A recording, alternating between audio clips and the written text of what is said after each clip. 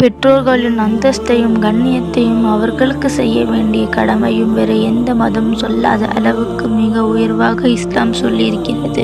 சொர்க்கம் தாயின் பாதங்களுக்கு கீழே உள்ளது, அல்லாஹ்வின் பொருத்தம் தந்தையின் பொருத்தத்தில் உள்ளது என்று கண்மணி நாயகம் ஸல்லல்லாஹு அலைஹி வஸல்லம் அவர்கள் கூறியிருக்கிறார்கள்.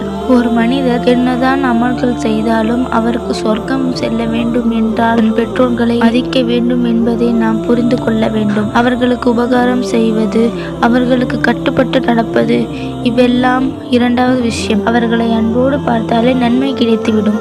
எவர் தன் பெற்றோரை அன்போடும் இரக்கத்தோடும் பார்க்கிறாரோ அவருக்கு ஒப்புக்கொள்ளப்பட்ட ஒரு ஹஜ்ஜின் நன்மை கிடைக்கும் என்று நபி ஸல்லல்லாஹு அலைஹி வஸல்லம் அவர்கள் சொன்னார்கள். அப்போது ஒரு சஹாபி ஒருவர், ஒரு நாளைக்கு 100 முறை பார்த்தால் 100 ஹஜ் செய்த நன்மை கிடைக்குமா என்று கேட்டார்கள். அதற்கு நபி ஸல்லல்லாஹு அலைஹி வஸல்லம், ஆம், அவருக்கு 100 ஹஜ் செய்த நன்மைகள் கிடைக்கும் என்று சொன்னார்கள். அன்புக்குரிய அல்லாஹ்வின் நல்லடியார்களே, ஒரு முறை பார்த்தாலே ஒரு ஹஜ்ஜின் நன்மை என்றால் அவர்களுக்கு பணிவிடை செய்தால், அவர்களுக்கு கட்டுப்பட்டு நடந்தால் எத்தனை நன்மைகள் கிடைக்கும் என்பதை நாம் யோசித்து பார்க்க வேண்டும்.